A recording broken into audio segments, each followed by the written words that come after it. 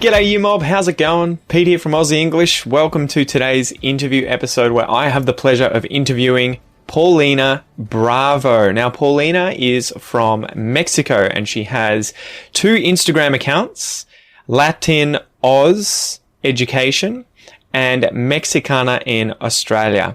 So she'll mention more about this in the interview, but I effectively met her online recently through Instagram and saw how interesting her accounts were and wanted to share them with you. So she has been in Australia for a number of years now. She went through the process of moving from Mexico, where she was working for Coca-Cola at the time. We get into that in the interview. It was an interesting story. And then she came out to Australia. She ends up learning English, setting up life here in Australia and starting her own business, Latin Oz Education, where she helps Spanish speakers go through language schools, get visas, things like that. So I thought she was a very interesting and important person to have on the podcast. So guys, without any further ado, I give you Paulina Bravo. Vamos. G'day guys, welcome to this episode of Aussie English. Today is an interview episode and I have a special guest, Paulina Bravo, and that is with an Australian accent there. And she is the owner of Latin Oz Education and from Mexicana in Australia on Instagram, right? So yeah. Paulina, how's it going? I'm good. Thank you, Pete, for having me. And by the way, it's not actually a weird Australian accent. You pronounced it correctly. How would you say it, though? I mean, I assume they're both Spanish-Mexican names. How would you pronounce it correctly? Like full-on Mexican? Yeah. Go for it. Paulina Bravo. Paulina Bravo. I've always found the VB thing so difficult to do. I think it's because we never make the difference. Like we say, I don't know, like, instead of virgin, we say virgin. So yeah, but it's like, why do you guys bother using V's and B's? Just have one letter, pick one of them and just use that. Because that's what confuses me, at least when I was learning Spanish. I was always like, so the V's and B's, the spelling, it's the same sound, but they use them and I get so confused because they're different sounds. So you know, the funny thing is that actually when you're in school, they teach you that B, it's just with your lips. Yeah. And B, it's a dental lip, like, you know? Yeah. So you know it theoretically speaking, but you never do it. So wait, what they teach you that, meaning that that's how it should be in Spanish, but then they say, oh, but that's not just how we speak. Don't worry about it. Actually, no one says that it's not how we speak. Like you can just tell everyone is speaking the same. Like even the teacher, he just said it's with your teeth and your lip, your lower lip. Yeah. But then they go on and say, I don't know, like berry, they say berry. Well, it's funny, isn't it? Because you would imagine, obviously, the spelling shows that it used to be different. And the fact that other European Latin languages they differentiate between the two, like in Portuguese. But you guys have obviously just blended them together. We just threw it through the window. So whatever. Before we get into that, because I've got some questions to ask you about sort of life as a Latina and what you think of gringos. We can get to that later. But do you want to tell us about how you ended up in Australia with your own business, Latin Oz Education, and what that journey's been like? Wow, it's been quite a journey, actually. So I never thought that I would live out of Mexico. I never intended to go overseas. Of course, just for traveling. Like I wanted to travel and go to different places, but I never imagined myself leaving letting my family behind. And you know, it was never on my plans. I was working for, can I say brands? That's all right, right? Mm-hmm.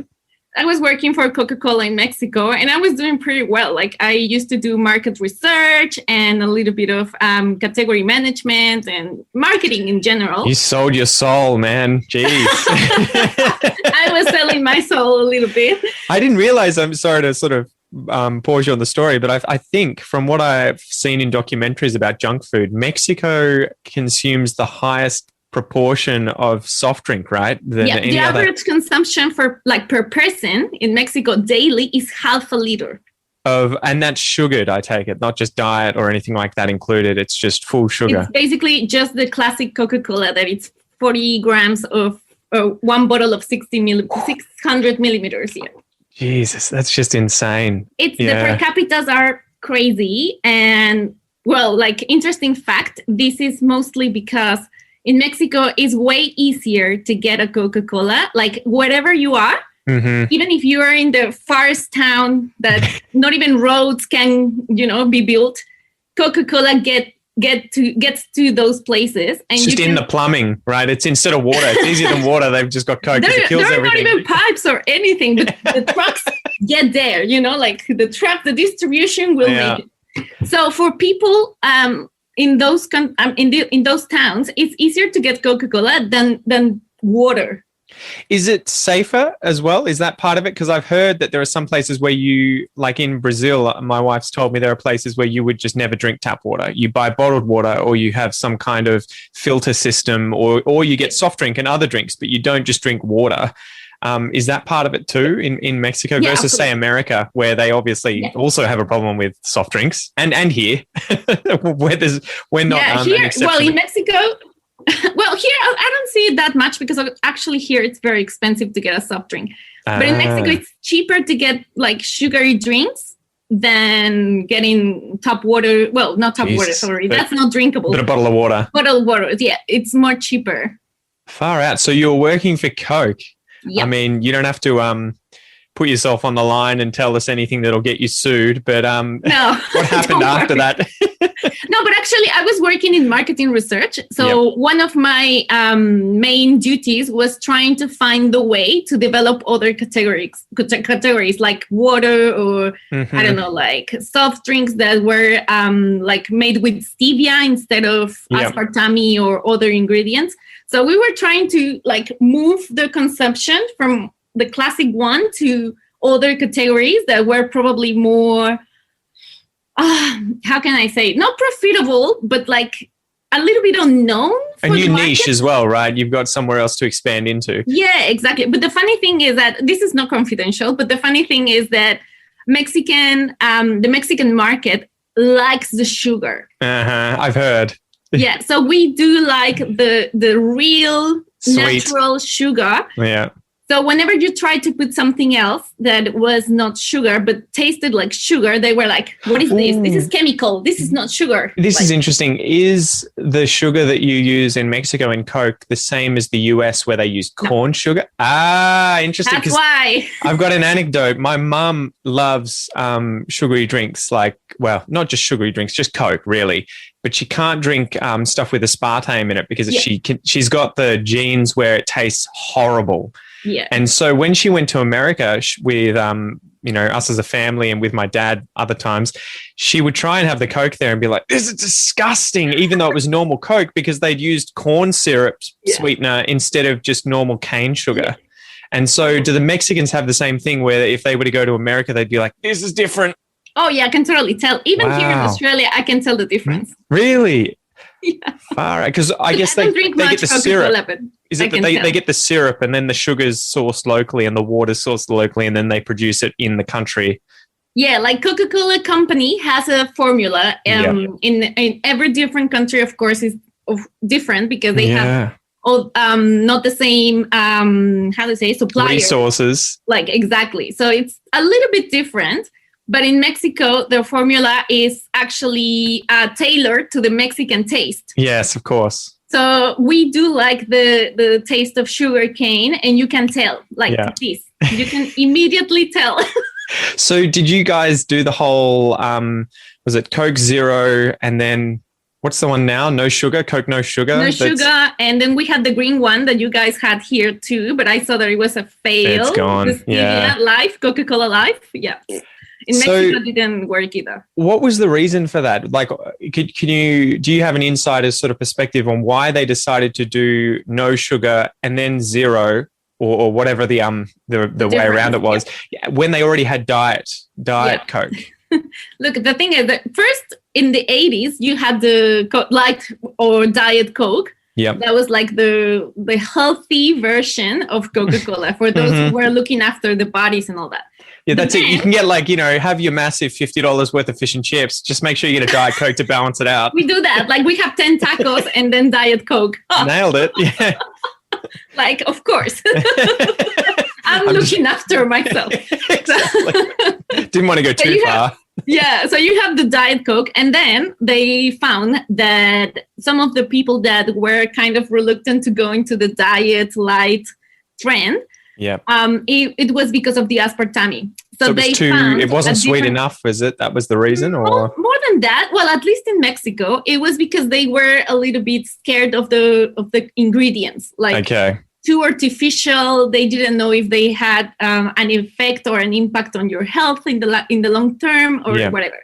So they said, okay, we have to come up with another kind of like another product that wasn't diet, but it wasn't sugary. So it was like one in the middle. So they said, okay, we're only going to say that it's zero, because before no sugar, it was zero, Coca-Cola zero.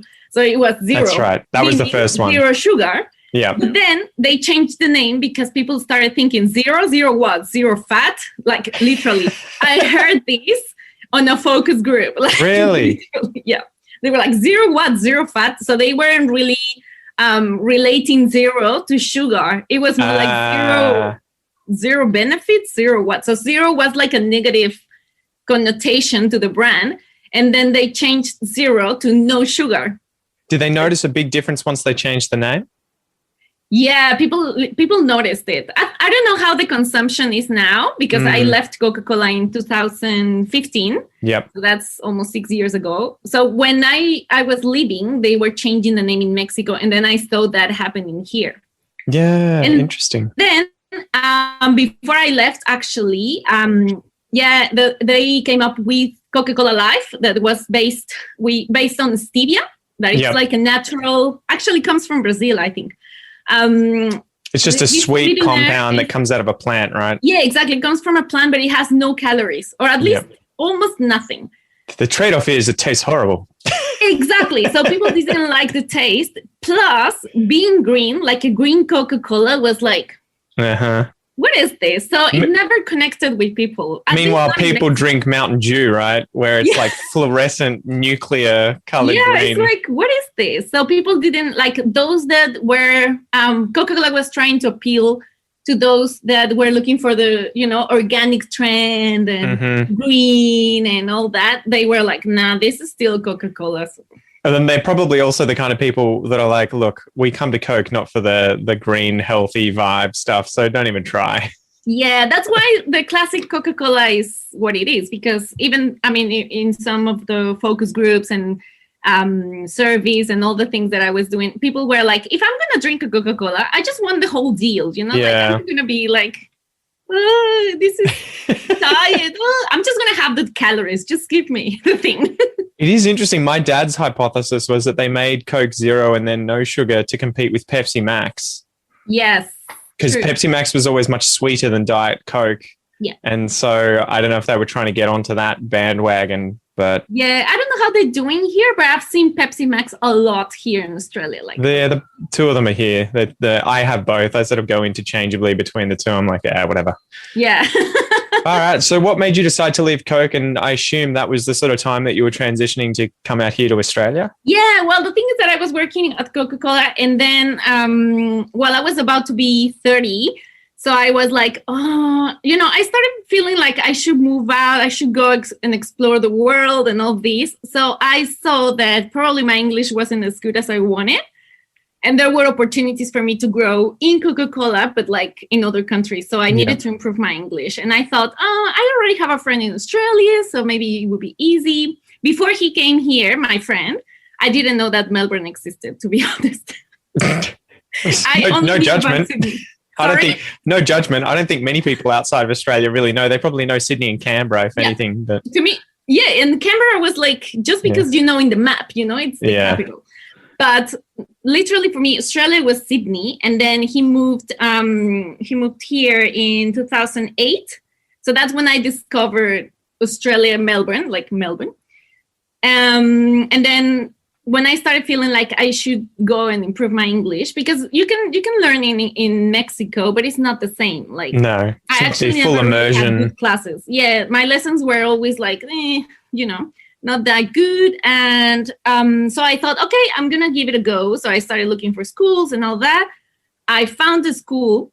And then it was like that. Like I just literally said, okay, I'm going to go.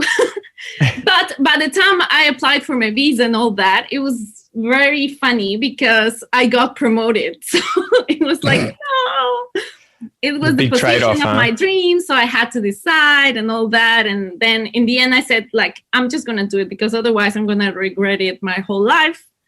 And if I stay here in this position, I'm probably never going to do it. So I did it anyway.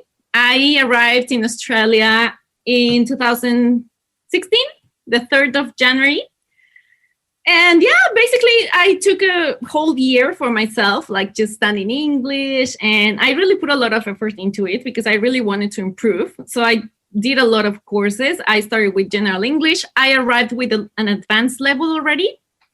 Much to my surprise, because I was like, okay. So who decided? Was that you did a test and they were like, oh, you're advanced? Yeah, they placed me on that level. I was very surprised because when I first arrived, I went through the customs here in the airport and I was like, what? Sorry? Because I couldn't understand what they were asking. It was just so different, the accent and all that. So how did you find... I couldn't believe that I was advanced. Yeah. Well, how did you find it when you were put into the advanced group? What was it like getting lessons, doing a course? There are a lot of people who say that learning in classrooms from teachers is not very effective. But obviously it's tied in with getting a visa and being able to study in Australia. How did you find the process? And was it the most effective thing to just go to classes, or did you get to the level you're at because you did all this other work outside of the class? Yeah. Look, I did find it useful. I would say, first, I'm going to be honest, because general English to me wasn't that helpful. Like, sometimes I felt that I was just going to the playground, like a little bit of too many games. And like, I don't know, I wanted to get very serious. So actually, I only spent 1 week in general English because I asked to be changed to something more academic. I gotta say that I'm a bit of a nerd, so I was like, I'm playing too much. Yeah, and this doesn't feel gross enough. It's not difficult enough. It's too much fun. Yeah, and also I was 30 already, so all my classmates were 18, 20, and I was like their mom. So it was like, guys, I wanted to be the teacher and be like, guys, leave the phone. We have an activity, Yeah, things like that. So they changed me to the business English class, and that was much better because we had to make projects. So I had to make marketing proposals. Do play roles. Like, for example, I was playing the marketing boss and I was firing someone. It was really cool, actually. So how do you fire someone in English? Well, it was like a whole presentation. So I had to be very nice and first tell them you did very well, bringing us your energy and all that. However, we have a problem with explaining the situation, because I remember that we were going to make a lot of people redundant. So we were kind of giving the same speech. Yeah. But the way they were behaving or taking the news, it was different. So I had to deal with that. It was very cool, actually. All right. But after business English, then I moved on to Cambridge. So I did the advanced class and I found that amazing. That was the best course for me because I learned grammar. I could go through grammar again, very basic stuff and more advanced. And I was being prepared for the exam. So I got the certification as well. I got the exam passed. And also I learned a lot about native expressions and a lot of vocabulary that I was listening on the news or on the streets. It was more real. I found it less academic. I've heard that that's the sort of difference between Cambridge and IELTS, right? Yeah. That Cambridge tends to be a lot more in-depth and you're going to be learning a lot more about English in general while studying to pass the exam, whereas IELTS, it tends to be, we're just going to teach you what you need to know to pass the exam. Yeah, the techniques and all that. Yeah. So definitely. To me, Cambridge was probably the best course because it was also very interactive. Yeah. So you always had different partners around the course. And we were always talking about different topics. So I learned a lot about my classmates because we were always comparing our cultures or points of view, the different perspectives on education, politics. social issues, even talking about celebrities, like things like that, like the Free Britney, it would have been a good topic. But things like that, it was very cool, very, very cool. We read books. Also, we were having discussions on the book, news, videos, TED Talks. It was very good. And at the same time, I was being prepared for the exam, which was not easy. Let me tell you, I suffered. I've heard. Really hard. I got a good score, but probably I could have done better because. Well, that's always the case, unless you get 100%, right? You're always very nervous, and so it was anyway. So I passed, and then I still had half a year of paid English. So the school was like, "Where am I gonna place you? You're already in the highest level. What am I gonna do with you?" So they put me 10 weeks for IELTS. So I was preparing for IELTS. However, I wasn't going to take the test. I was just, preparing for IELTS. Reaping the benefits of the study, right? Exactly. You're all right, we'll see if this improves my English. We'll do it. I was practicing, helping other students. With you must have been the most relaxed in the course because you're just ultimately, I don't have to take the exam, so screw it. Yeah, I ended up being friends with the teachers because I was just, So now they're my friends. But yeah, I was taking IELTS. Then it was good because I took the IELTS like 2 years ago, and I did pretty well because I actually remember the techniques and all that. Why did you have to do IELTS if you'd already done Cambridge? To certify my agency. Okay, gotcha. Yeah, I mean it was optional, but I did it anyway. So yeah. So I did that, and then the last 10 weeks were English for academic purposes, and that was full on essays and projects and going to the library and what else? Yeah, service, more like university stuff. Yeah. That kind of thing. It was very good too because I learned to write more formal documents, and that's pretty much what I use every day now that I'm working here. So yeah. So what advice would you have, having gone through that process? What advice would you have for people listening now who are either thinking about doing that in the future or who may be doing it currently? How do you get the most out of those sorts of courses and classes to reach the level that you got to in English? And was there something that you could have done better when you were doing it? Look, I think the main advice that I actually give now to my students, because I help them plan their process and how they're going to go from one course to another, is if you haven't got to an upper intermediate level, make sure you stick to a very, very good general English. Try to learn about everything, not just the typical conversation that you're in the supermarket or queuing at the bank or things like that. Try to read about education, society, things like that, not just the class. Because I think another point that helped me improve faster was that I was trying to talk to many natives before going to Cambridge, let's say. That was the highest level course that I took. So before Cambridge, I tried to get in touch with many locals, many natives, not only Australians, like people from the US and New Zealand. So I was always asking them to correct me. So and I still make heaps of mistakes. I can hear myself, and sometimes my mouth is faster than my brain. I feel you. And I know that I'm making mistakes, but I know that I'm wrong. You know what I mean? It's it's there, but I'm faster. But so what you were saying is that when you come and you're studying at a course, the English study doesn't start and finish with going to class. It's probably the majority of that is outside the class, right? Where, the classes may be an hour long or an entire day long, but you should be also supplementing that or complementing your classes with other stuff outside of it. Even if it's social or fun or whatever, but just don't. I guess the thing I want to sort of get to as well, you can talk about this, but try to avoid falling into living with your own nationality and speaking your own language 100%. Outside the classes, right? Did you have to battle with that at all, with hiding from all the other Mexicans or Spanish speakers in Melbourne or other parts of Australia? Or was that no! Yeah, that's it. No hablo español. Was that a difficult thing that you had to kind of overcome, that avoidance of Spanish? Look, it's tough because I'm going to tell you, when you're here and you're new and you know nobody, Yeah. Like the first thing you hear, like if it's Spanish, you just, you feel like going and talking because you feel familiar. So it makes you feel like my people, I'm not alone. It's like, okay, someone can tell me if I'm reading the timetable for the train or whatever, right? Yeah.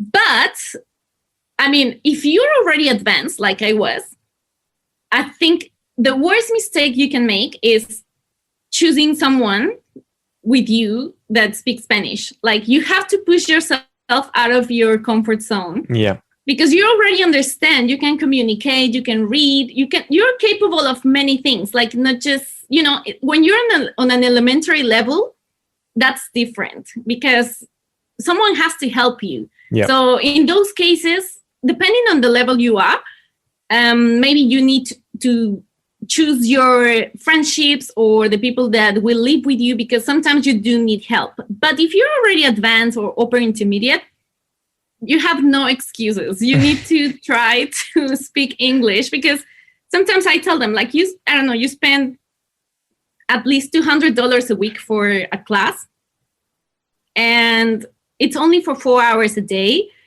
But the rest of the day you speak Spanish. So what's the point? Or your language, like I'm talking just for the Spanish speakers. But even in the classes, sometimes you feel the need, if you're with someone that speaks your language, you kind of feel the need of, it's there. Like the Spanish wants to flow and you have to push yourself. So I used to be the one that, it was in the group and they started relaxing and start speaking Spanish. And I was like, English, guys, English, because I was like the mom. So in the end, I think that helped. And paid off. I wasn't really hiding, but I was trying to kind of make, not even like avoiding people, but like trying to spend more time with people that spoke English, definitely. 100%, either in the libraries, or I used to take any opportunity at the supermarket, because something that I found weird here in Australia when I first arrived, it was that everyone will do small chat. Yeah. That was so weird at the beginning, because I was, like at the supermarket, and the guy at the desk would be like, hey, how's your day? Isn't it cold today? And I was like, what's the sort of norm in Mexico? Would they just not do that unless they were, say, hitting on you or something? Yeah, it's more when you're like interested in someone, you would try and like say more than hi, how are you? Like, it's so funny. I was at the Woolworths yesterday and I was checking stuff out, and this lady was obviously just on autopilot and just doing the, going through the motions. And I got there and she's like, hey, how's your day been? Everything good? Like, how are you? And I was like, yeah, blah, blah, blah. Not bad. How about you? And she's like, not bad. And then she started putting some more things in. And then she's like, hey, how's your day been? What's going on? How are you? And I was like, wait, is this Groundhog Day? You just asked me that. So, like, yeah, good again. It's still good. No updates. Still okay. Still good. So did you have any issues? Yeah, for me it was, different. So sorry, I think we got a bit of a delay on the you were saying on the internet. No, all good. I was going to ask, did you have any issues with building confidence in speaking English when you got to Australia, and how did you sort of overcome that? Not much, because I felt that here in Australia, I was just anybody. Like, no one cared like if I was making mistakes or not. Yeah. So I was just trying. And even now that I hear myself, like, I know that it sounds good. Like, I know I have a good score in IELTS, but I can still hear how I make mistakes. And I try to look at it as like a motivation to keep learning, more than feeling down and, I'm terrible, or like, I should know this by now. I think it's just normal, because even in Spanish, I don't speak perfect Spanish. Like, I can still make mistakes, grammar mistakes or orthographic mistakes, or sometimes when you're speaking fast, you can also mix words, and it's just normal. It's part of your language, and that's my mother tongue. So I try to be kind of like nice to myself and say, look, it takes years, I think, to master another language. So I've been living here for 5 years. And at the beginning, I'm going to say it was a bit, not that I didn't have confidence, but it was sometimes, especially when I was like socializing with people, like more than 2 people, let's say a group of 5, and everyone's speaking slang and laughing and and all that. I was just with my drink, like, What would your advice be? Because I'm sure there are a lot of people listening who say they have trouble with when they have to interact with either really advanced English speakers or native speakers in Australia, your average Australians. How do you, what sort of techniques do you have when it comes to getting into big groups like that and trying to be a part of the conversation? Are there sort of tricks and tips that you can give us? It's hard. I'm going to say that's hard because sometimes you just feel that you're out of context. You're just like catching the joke of, 1 minute ago, and they already moved on to another one. Like you're in slow motion sometimes. Yeah. But my advice is just keep trying, because if you stop going to groups, or if you say, oh no, I'm not going to go because I don't get what they say. If you stop going, you will never get what they say. It's not going to get easier by avoiding it. It's not exactly. It takes time. Even now, when I go with my friends that, my friends have been my friends for ages now, sometimes I still have to be like, what? Because, sometimes they just go so fast and they forget that I'm not native. So and I'm like, hang on. My wife was having those issues the other day. She was chatting to she's from Maranhão, which is in the north of Brazil, and she was chatting to someone from São Paulo, and she was saying something like, tava no tempo de da bronca or do bronca or something like that, which is like, it was so long ago. It was ages ago in the time of and I don't know what bronca, I don't know how you would translate bronca or bronca, whatever it is, but it's like a man or something.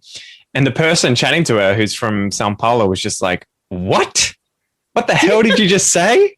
Bronca? Like, what? And it's the same language. Yeah, and Kel was like having to explain, oh, man, sorry. I had no idea how much slang that they have, even expressions that are just completely... And Americans and us would have that. If I said, oh, man, I've been flat out like a lizard drinking, they'd just be like, what?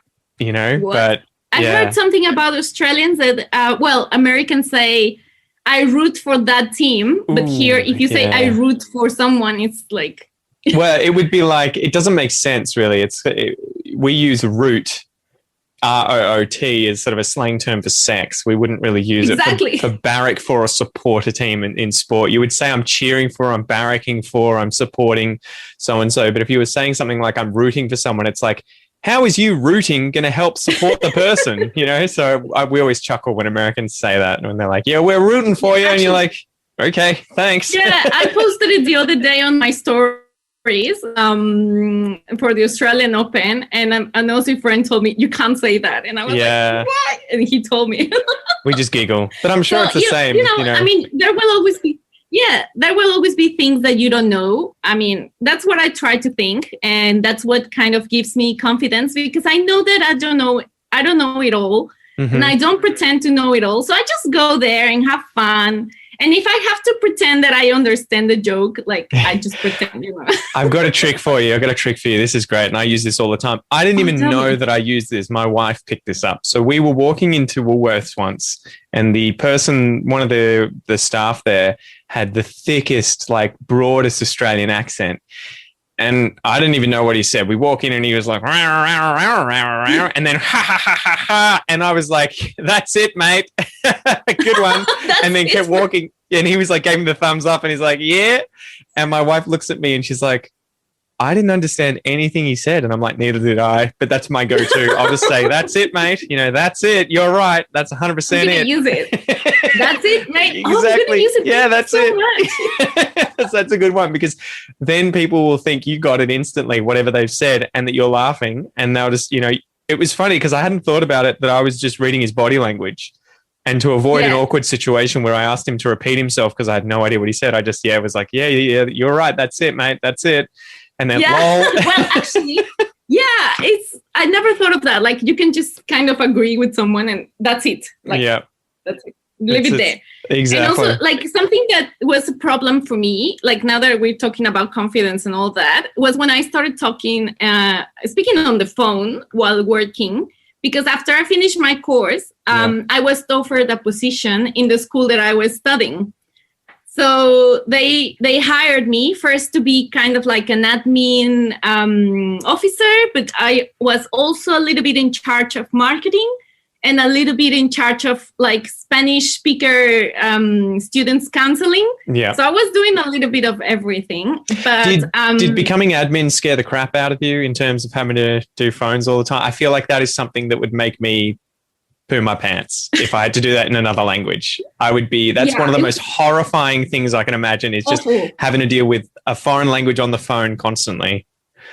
And especially because it was not just native speakers, it was people like from everywhere. So sometimes the accents were so thick, and you feel bad because, you know, I was always thinking, it's okay if you didn't understand, you can just ask again. Mm-hmm. But if you ask 5 times for the same thing.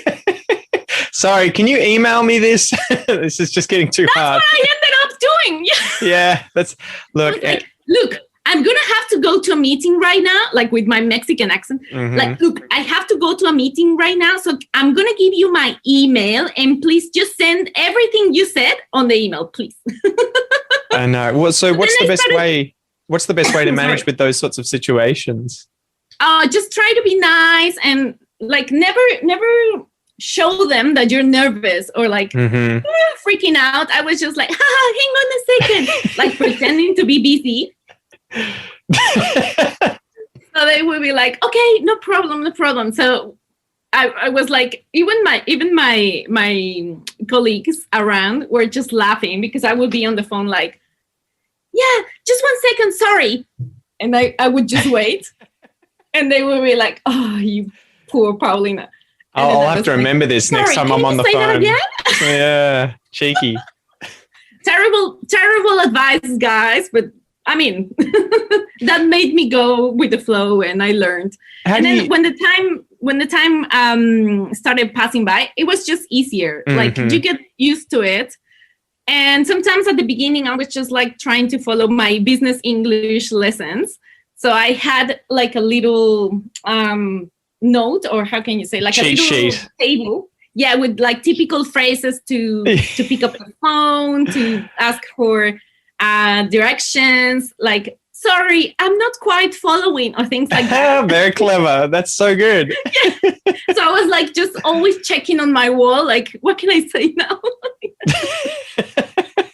So it was mainly just being prepared, having those kinds of phrases at hand so that you could refer to them. But then also it's just time spent practicing that task, and eventually it gets easier. Yeah, because I used to be the one that would avoid the phone. Like I would be the last one picking up the phone because it used to ring for everyone. So anyone could like pick up I'm going to the toilet. So I would always be like, you know, like I'm choking. I used to absolutely hate it. I worked at a pizza restaurant, and I sometimes would have to answer the phones.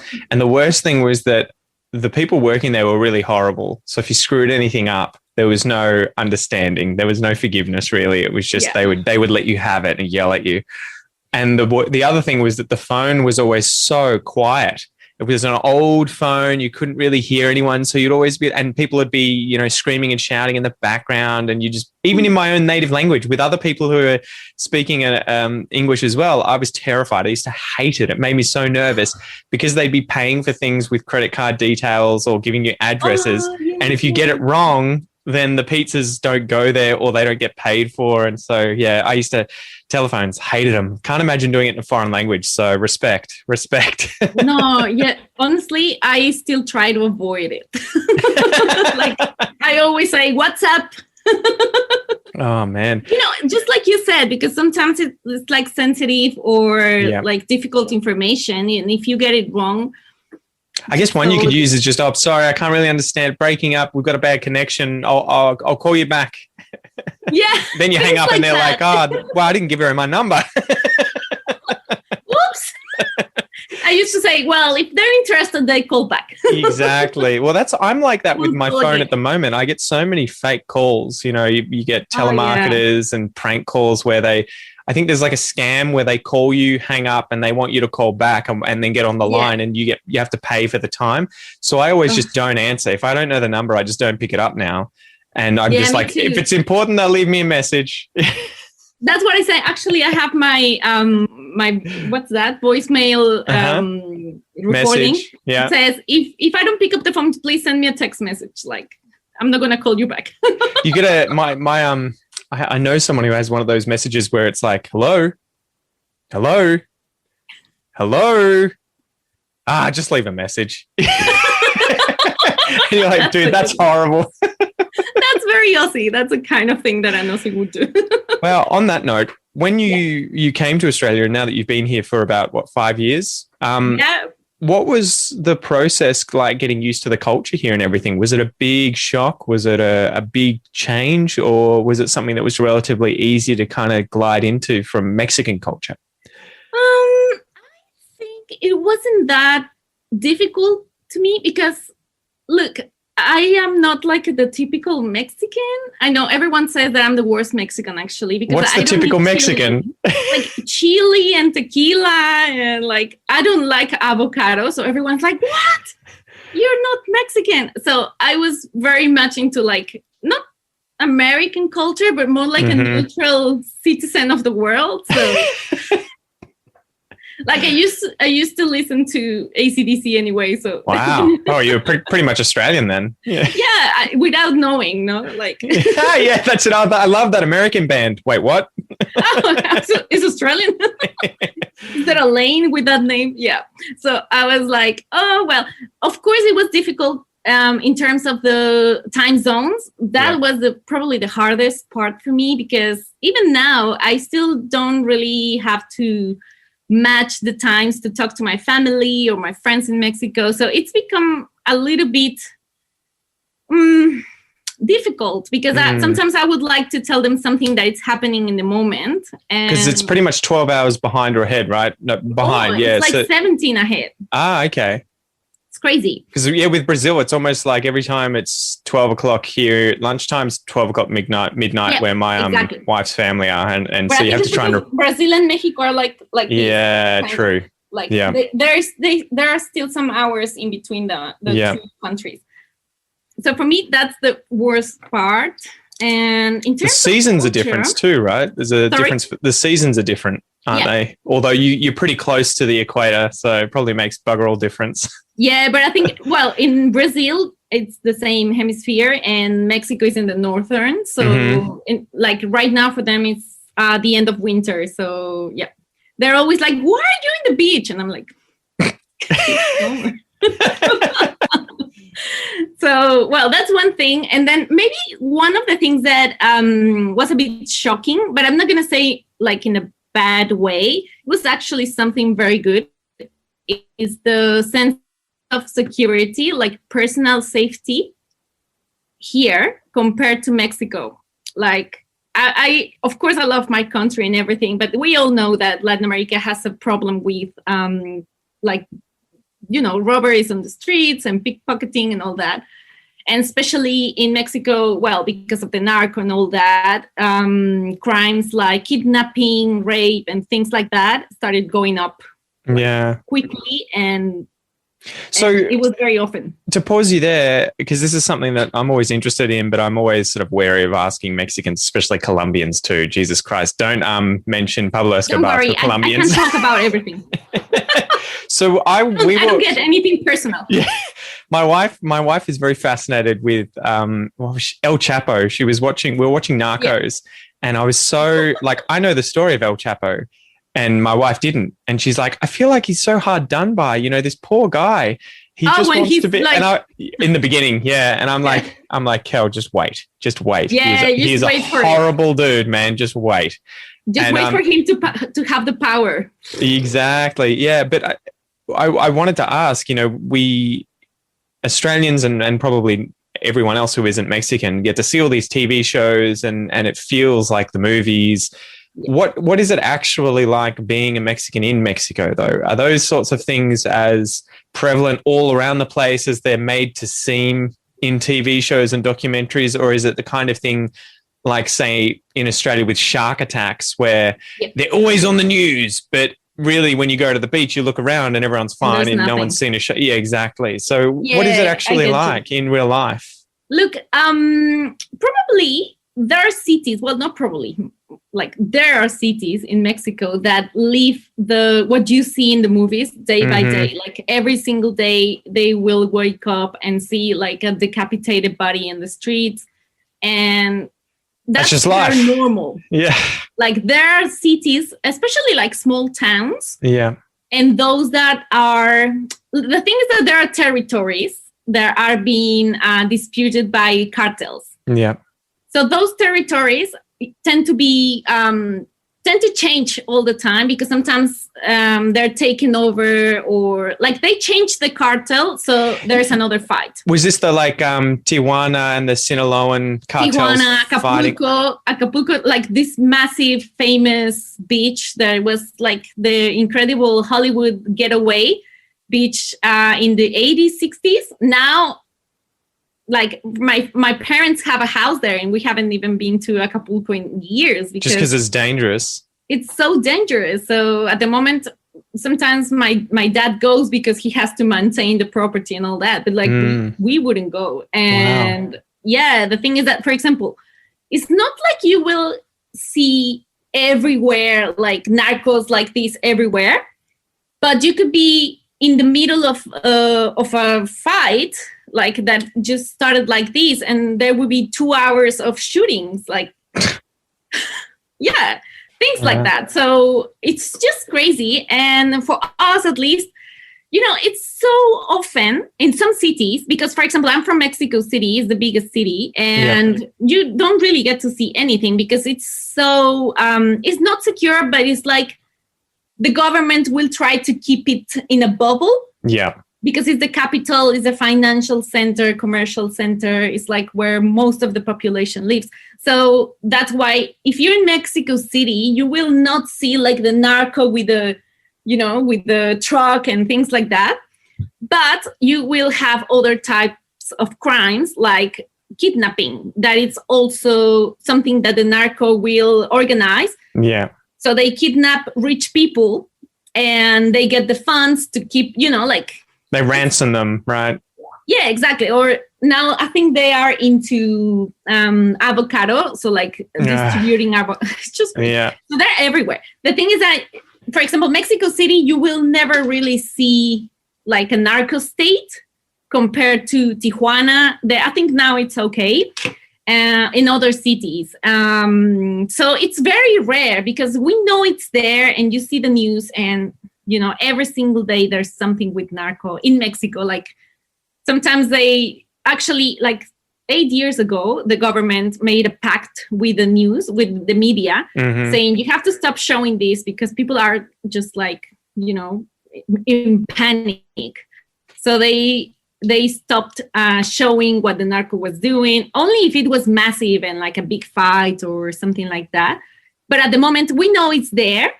And sometimes when we see the TV shows and, the problem I think that's creating is that some people in my country are somehow, the way that narcos are depicted in the series and movies is kind of like glamorous as well. Like they have money and they're like powerful and things like this.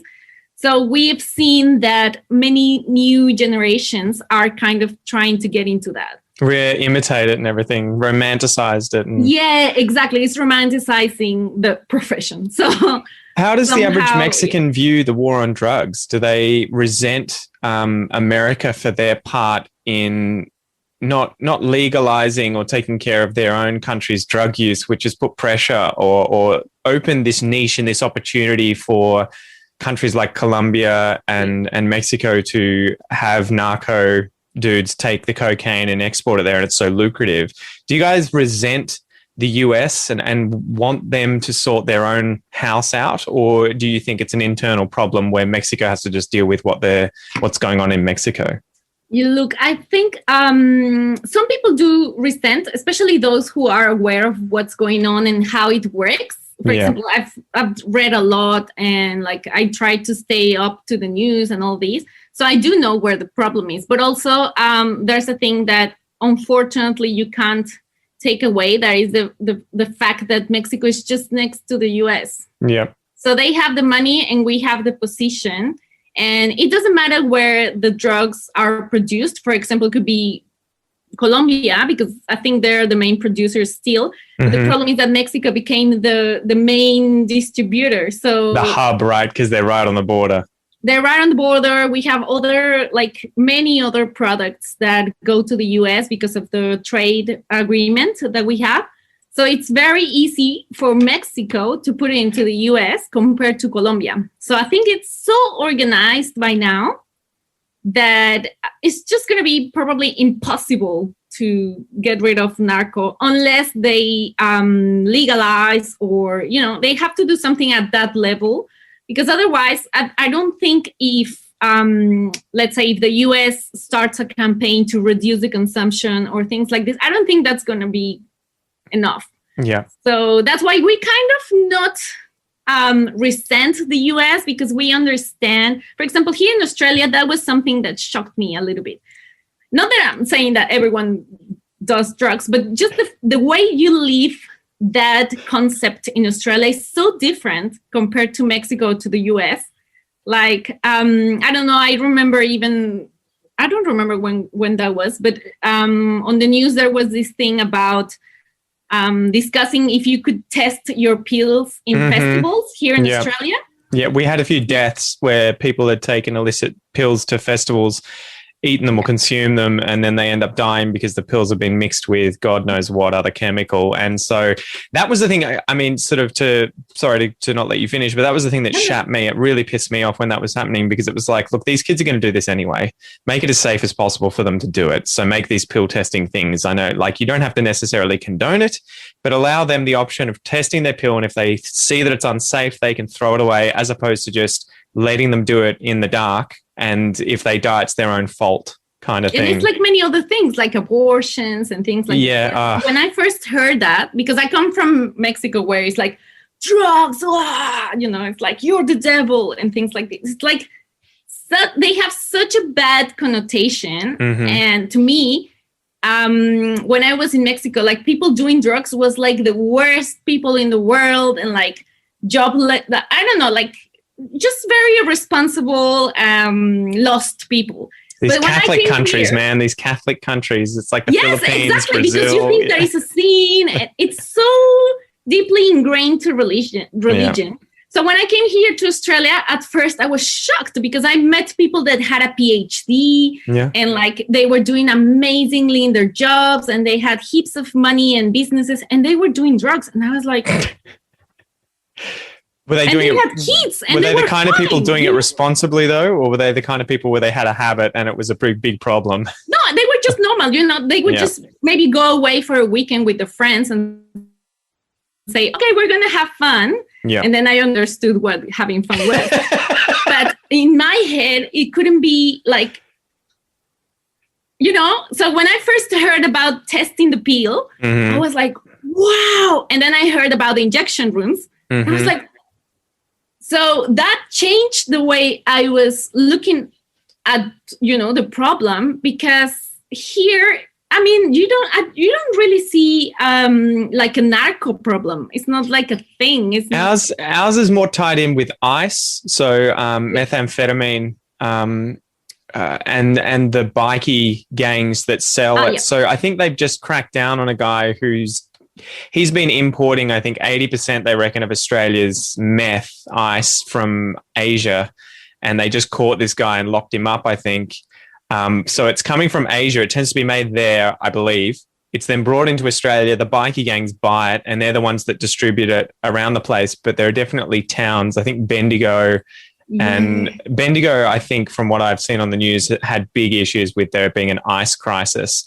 And it ties in, though, that it's really sad, because it tends to tie in any of those drug problems pretty much anywhere in the world. It's always the local population and their opportunities. And if they don't have opportunities and, places to to go to work, safe places to live, access to food and water and everything like that, like the normal population, then they end up in despair. Find a way. Yeah. And that's, Yeah, I mean, we have, exactly. indigenous groups in Australia who have alcohol problems.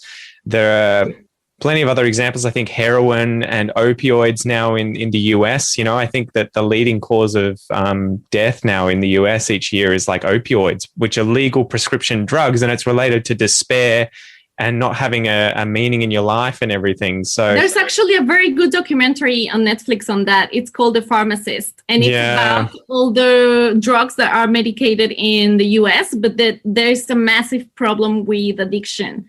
Yeah. And here, I mean, in Australia, you can see one of the things that I saw as well when I first arrived was the, well, not a problem, but I could tell that there were many people like outside on the streets, like yelling and fighting themselves. And I was like, like, I didn't know if that was dangerous or not. Then I realized that they were just like in their own world. Yeah, so there's definitely some crazy people. I remember walking around Melbourne and seeing I think who I suspect was a schizophrenic, because he was having a full yelling match with no one. It was like he was talking to someone on his right-hand side, and I was like, oh my God, this guy, he's in another world. And I see that every single day, let me tell you. It's just now part of my days, actually. Like sometimes I go on the train and they jump in, and it's just normal. But I feel different compared to the way that it's in Mexico. For example, we don't really have that on the streets. Like you don't have people like yelling to themselves or things like that. But you never know when someone's gonna come and get your phone or like drag you into a car. So it's just sorry to laugh. I'm not laughing because that's funny. That's I'm laughing because my wife always has these reactions where if someone on a scooter with a guy on the back with helmets on, if they ever drive past two dudes on a scooter or something, she always freaks out. She's like, in Brazil, that is a bad sign. That they're gonna. So she freaks out here, like. Oh. Yeah, she'll see them and be like, she'll grab my arm or something, and I'll be like, it's fine. Yeah, you get that. Yeah. Exactly. Or if someone has like a bike helmet on and they walk into a store or something, I mean, it's not normal, but my first reaction isn't to crap myself, but she's always like, oh, Jesus. I feel her, honestly. Like I also have that because in Mexico, I was a victim of aggression on the streets. So whenever I feel that I'm in danger, I just have kind of the same reaction, like, so tense and all that. And in 5 years, nothing has happened to me, even though one of the things that I love here in Australia is that I can go out by myself at night, jump on the train. There are heaps of people, and especially in the weekends, like, the nightlife here in Melbourne is quite vivid. So I feel safe. I can go home. I don't have to feel afraid of the taxi driver or the Uber driver that they will take me somewhere that I'm not going to. It's just, I don't know. I know that there are things that happen here as well, but just the frequency. Yeah. Well, that's something really interesting that you've brought up. I did a video on culture shock in Australia, and a lot of it was based on the stuff that I discussed. I was talking to my wife, give me some ideas. What are the things you experienced when you came to Australia? Obviously, it's hard for me to write about culture shock when I'm Australian. And a lot of it was that sort of stuff, like I can walk around at night and I don't feel uncomfortable. And I've heard that from other people, but that video, almost every single Australian woman who watched that video and commented was always like, that's complete bullshit. It's so dangerous walking around. And, I understand that things happen, and it is that there are those dangers. There are definitely violence against women and men. But it seems like most of the migrants I speak to totally see the opposite thing. And they're like, wow, it's way safer here. I can do these sorts of things. So is that something that you think we take for granted as Australians, and that we sort of need to appreciate the fact that, it is actually a lot better to do for some people when they come to Australia in those sorts of, I guess in those sorts of situations, it is a different kettle of fish here.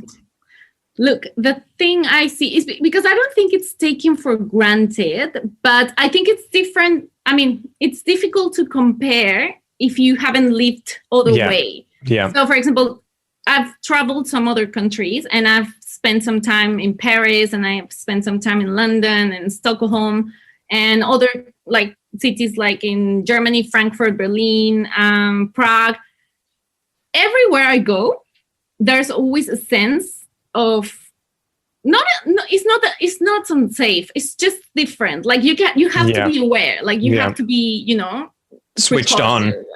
Yeah, because I mean, even if you're traveling and you're like la la la la la, I always call the shalala effect, like shalala. You have to be aware. But I feel that in Australia, I never felt that. It's not like a threaten. It's just different. It's a different vibe. So in Mexico, look, I love Mexico, and lots of tourists say, "Oh, Mexico is amazing. I would love to live there," and all that. And I know why they say it, because when you're a tourist, Mexicans treat you like a king. It's you only see the good side, right? Yeah, exactly. You see the good side. Everyone's like, carrying you the cushion to sit everywhere, and it's like.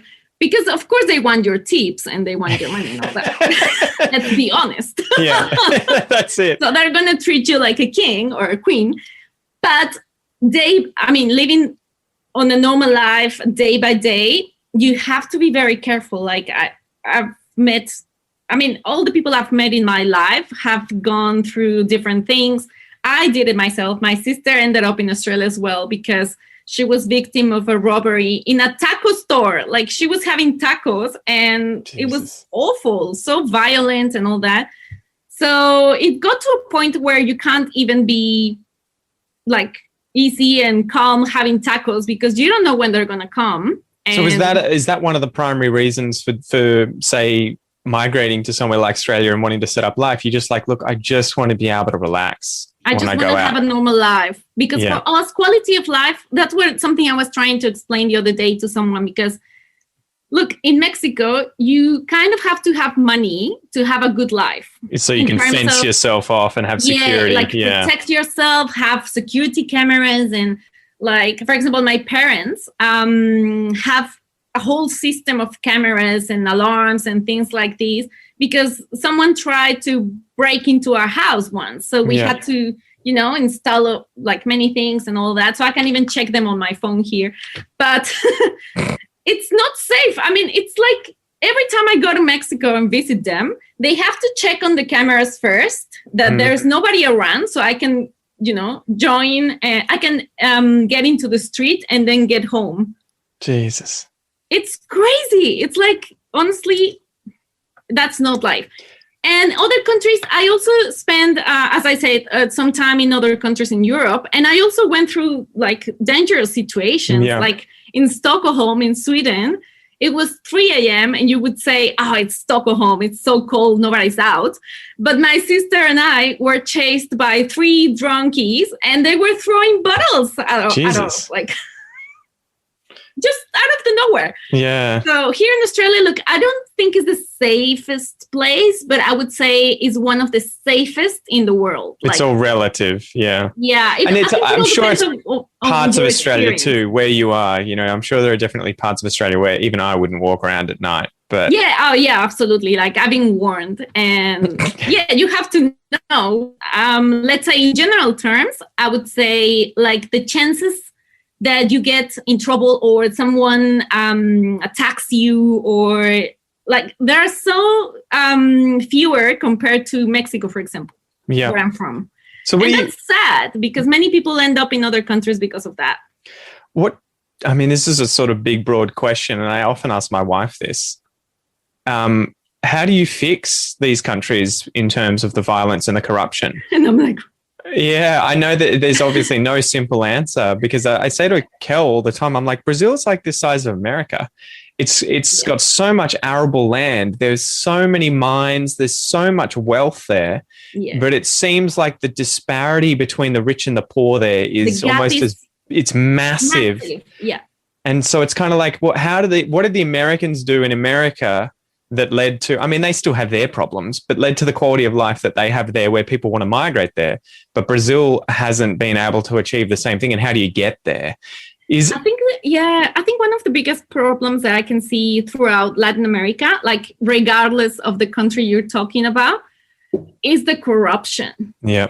like the government systems are completely rotten. Like it doesn't matter if another, let's say, party or another politician comes and wants to change everything, the system will always drag them down. Like it's like a cancer. So I do think that people can try and change. And that's something that I can see the new generations, at least in Mexico, are being educated for. Like you can see that at the moment it's a massive movement against violence towards women. Yeah. So boys are being educated to respect women, and likewise, women are educated to respect men. So I can see a change in society in that term. But the problem is when you find that, for example, a cop is involved in drugs and they're protecting the bad guys because they get money or more money out of that. Because the politicians are keeping all the money that they could otherwise pay the police with. Exactly. So the problem is that if you're not protected by the police, who's going to protect you? Well, here in Australia, I know that the police is not perfect as well.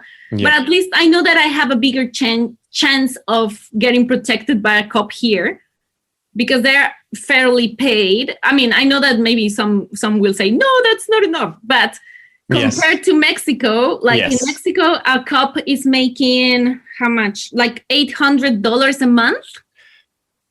Yeah, I saw we were watching a TV show about a Brazilian policeman, and he's like, I spent 20 years saving money to buy a car. And you're just like, what? I was saying to Kel, I'm like, is that just hyperbole? Is he just being, exaggerating? And she's like, no, that tends to be the choice. Do you want a car? Do you want a house? That sort of thing. And I was just like, but he's a policeman. Doesn't he get paid well? And she's like, no. I was like, oh, okay. No, yeah, it's really sad, to be honest, because if you see those that are in charge of looking after the people and they get the least of the payments, they will be like, F it. Well, why would you be a policeman? Yeah, exactly. Yeah. So it's more profitable to help the bad guys get the money, so I get my own part. So I think that's the problem, and that's something very difficult to change because, I mean, as long as the politicians keep doing it and then keep fostering this behavior and the corruption, whatever people do is not going to be enough. Well, you need a certain threshold, right, of people saying we're going to change. Otherwise, it's just one person. They tend to be quiet, or they'll get silenced or killed or, disappeared. Whereas if it's a whole lot of people and there's a big movement, that's the kind of thing that may get some traction, but it's very difficult, isn't it? I mentioned at the start of the show that I wanted to talk to you about Latinos and Latinos, yes, and gringos and gringas. Can you describe for me, how would you describe what a Latino and Latina is? Because I was always very confused when my wife told me that she was a Latina, and I was like, you don't speak Spanish. So how would you define it? That's a funny thing. Look, there are different definitions, but in general terms, a Latino or Latina is someone that was born in Latin America. Mm-hmm. Even if the language is Portuguese, like your wife, she would be a Latina because it's part of Latin America. So what happens with the Dutch-speaking and French-speaking parts of Latin America? You got further. Sorry, what happens with the Dutch and French-speaking parts of Latin America? Oh, yeah, they're Latinos too. They get roped in. Like Suriname, I don't know the name in English. Yeah, Suriname and French Guinea or whatever it is, yeah. Guinea something. I don't even know the name, sorry. No, they're Latinos as well. But like Belize, they speak English and they're Latinos as well. So geographically speaking, it's Latino and Latina. But I know what you mean because, I mean, Brazil has a very different behavior compared to Argentina or Argentina compared to Mexico. So some people think that Latinos are those that can dance and, like a party and the Spanish. Well, we're actually related to that, like Sofia Vergara. And, yeah. The ay, things like that. So that's why it has like different connotations.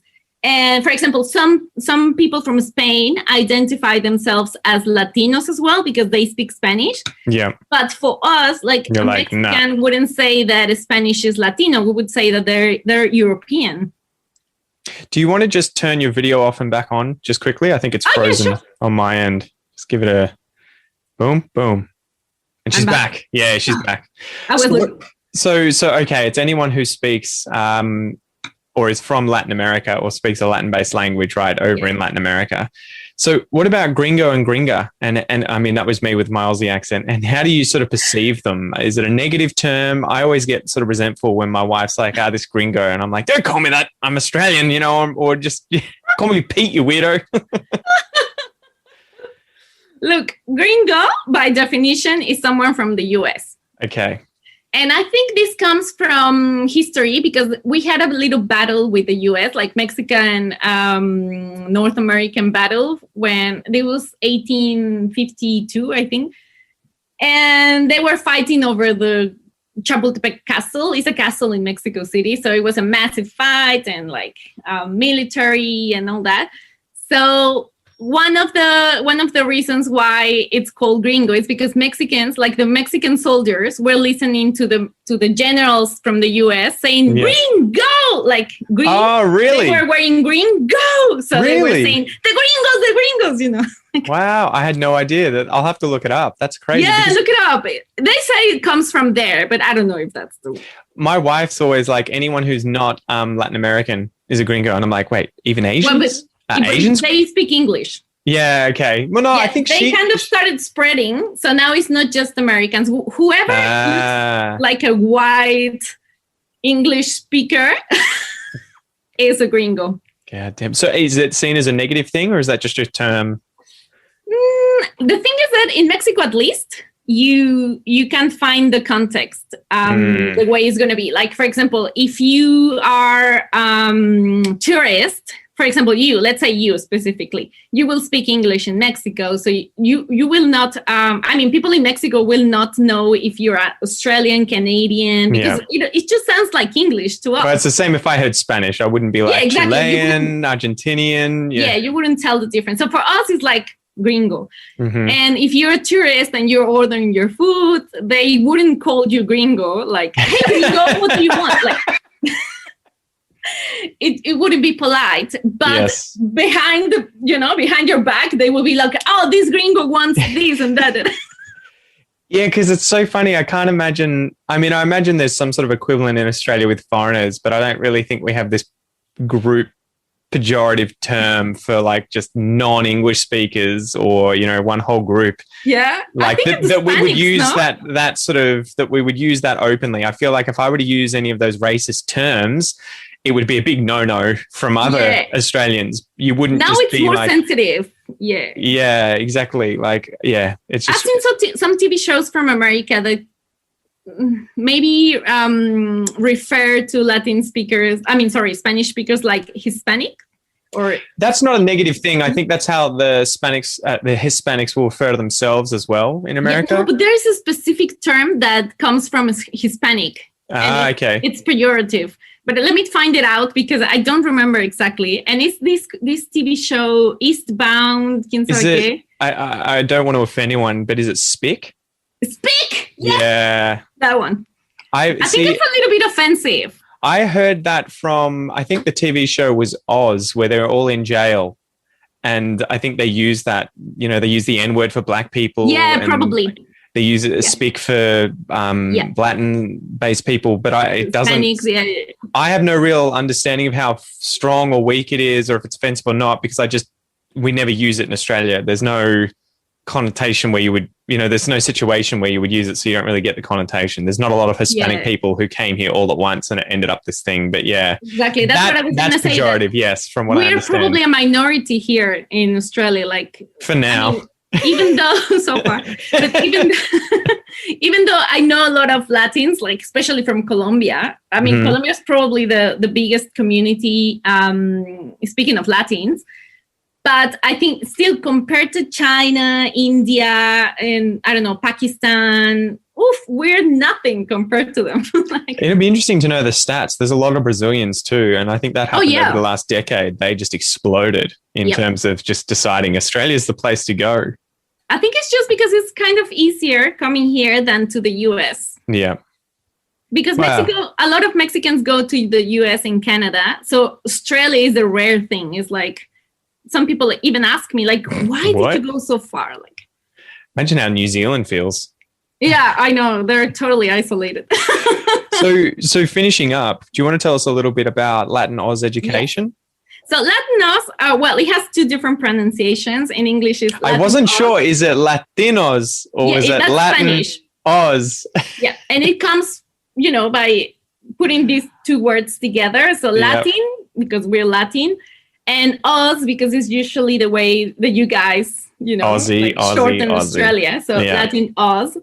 And education, because it's an education agency. And well, it all started because when I was working for the English school where I was studying as well, part of my duties were talking to students, like trying to interpret what they were like getting from the rules or not understanding. So I was doing the counseling, but also kind of a little bit of interpreting. So I started detecting a lot of issues that they brought, and it was because probably their agencies were not being completely honest.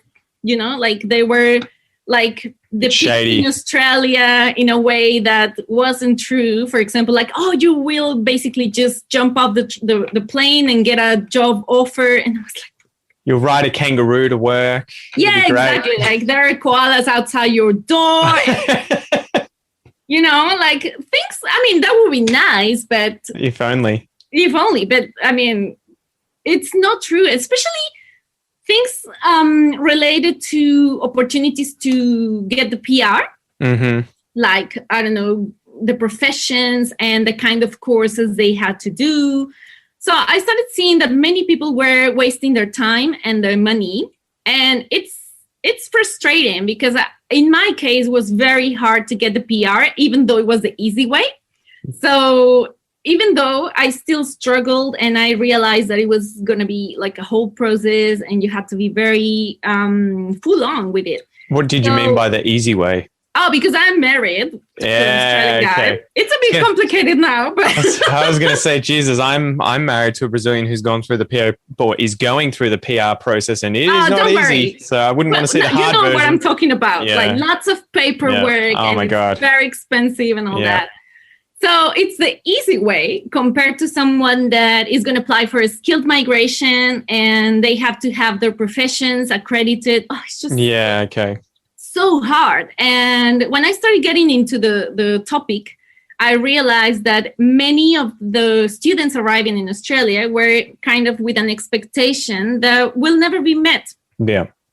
So I started checking what they needed, like what kind of information I could provide and all that. And that's how I first started with Mexicana in Australia, Mexicana in Australia in Spanish. So I started giving them information in my Instagram account, like through my Instagram account. And I started getting a lot of people asking me like for honest advice and what do you think of this and that. So I thought, maybe I should like do this professionally. Like, because I was getting a lot of people and I was still working for the school. So I couldn't really recommend any other school or, like I had to be, how can you say, like loyal to my worker, my employers. So I talked to my business partner, who is my best friend, the one that moved to Australia in 2008. Yeah. So he became a business partner and we started the agency together. So I basically got certified as an education agency. Well, agent first. And then we got all the certifications for the agency. But the agency is just me, basically. Like I have my sister that now helps me with the accounting and finances, because that's just not my thing. Neither. And I'm terrible at it. Yeah, no numbers, please. And my business partner is a capital investor, but everything else I'm in charge. Like I do the counseling, I do the sales, I do the negotiations and contacts with the provider. So I work with about 45 schools at the moment. It's pretty big. I've helped more than 100 students so far. We started in 2019, June 2019. And right when we were like taking off, COVID. Yeah. How has that helped? Or not helped, but how has that hindered and interrupted your sort of work as well as students in schools? Because I take it they're not getting any new students Yeah, who aren't already here. That's complicated because at the moment, as you said, like especially English schools are not getting students. Their main market is offshore students, like the ones that want to come, they improve their English, and then they move on to something else. Could be a BEd course or university or whatever.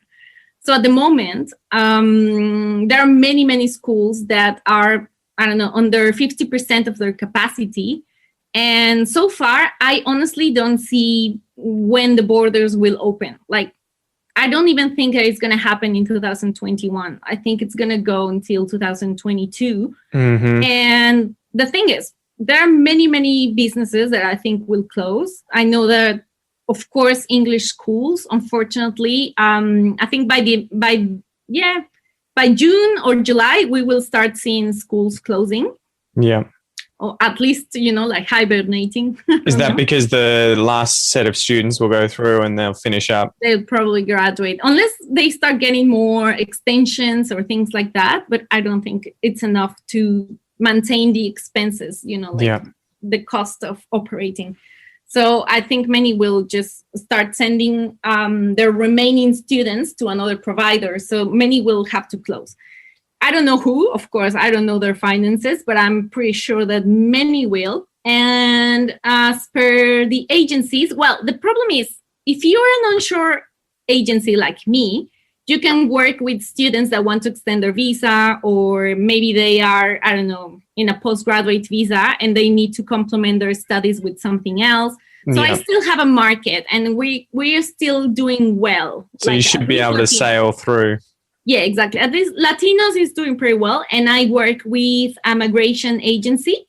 So basically, if they need to study, they tell them, oh, you can talk to Paulina and see what options she has. And then you can choose if you want to go with her or someone else. And most of the times they choose me. So that's good. So that's good. I'm also very honest. Like I'll tell them, look, this is basically what you're getting for what you're paying. Like I'm not trying to embellish the service. Like this is what you get. So they thank that. And let's say that the border doesn't open, I don't know, next year. That's it. In my case, I can only stand this year. Like I have enough resources and enough business to make it through the year. But if the government said, oh no, 2022 we will keep the borders closed, I don't think we'll make it. Fingers crossed. Yeah. Fingers crossed. Unless they come up with something, because honestly, sometimes I'm shocked that the government hasn't really helped the education industry. Like I know that many jobs have been lost in the past 6 months, like especially jobs from people working in universities and other institutions, like not only private schools, but also TAFEs and, not just the private sector. So I don't know, it's hard to tell. I would thought that by now we would have some sort of special, plan or something for the education industry, but not really. And it's tough. Because I know that once the borders are open, I think many students will want to come. Oh, just for the reasons. I can still see my numbers haven't dropped at all with people overseas listening to the podcast and watching the videos. So it seems like the people are still there interested. It's just they're waiting to be able to come back into the country. I'm sure that it's going to go up again. At the moment, of course, there are other countries like Canada and the UK that I think Canada stopped for a few months, but they're taking offshore students. Like they won't stop throughout the year. Wow. So they will probably take some part of the market. Mm-hmm. But even though I think the moment the Australian government opens the border, it's just going to explode. I have like 60 people waiting already and like asking me, are they open yet? Are they open yet? Really, I mean, imagine if for us it's been hard, like the whole COVID thing and all this. For us, it's been hard. Imagine for Latin America that they don't even have like enough resources. And the government doesn't really care. Like, I'm sure your wife is very aware of the president in Brazil. It's a shit show from what I understand. You know, it's crazy. It's like, so imagine all the people living in Brazil that have the means, and they can go out and try and make a better life. Yeah, but they're stuck there. I know. Isn't it crazy? Yeah, far out. Well, Paulina Bravo, thank you so much for coming on the podcast. Where can people find out more about you and what you do? Yeah, thank you so much for having me. Really, I was very excited. Sorry if I spoke a lot. No, they're the best kind of interviews. I've got to try and prevent myself from speaking too much. So I'm glad it was easy. I loved it. Thanks for coming on. I only missed my coffee. No, good. So where can people find you? Look, I have, 2 accounts. Probably the main one is my personal, that is Mexicana in Australia on Instagram, like literally Mexicana in Australia. That's where I'm more active. And then I have Latin Oz Education on Instagram as well. And Instagram, I use it for like lots of information about Australia. So it's more casual. And then I have Facebook with the same accounts, Mexicana in Australia and Latin Oz Education. And I don't use that that often, but I sometimes post events and things like that from my partners. So that's very good. And I don't have a YouTube channel, unfortunately, because I'm terrible with editing and all that. So outsource. Yeah. Yeah. And also, if you want to visit my website, it's just www.latinoseducation.com.au. No worries. Well, thank you so much for coming on, and hopefully we get you on again in the future. Yeah, thank you so much. I hope I can meet you. Yeah, definitely. Well, we got a 5-day lockdown now, but after that. I'll get you to my office so you can come and have a look around. Yeah, for sure. After the lockdown, of course. Yeah. All right. See ya. All right, Pete. Thank you so much, and that's nice to meet you.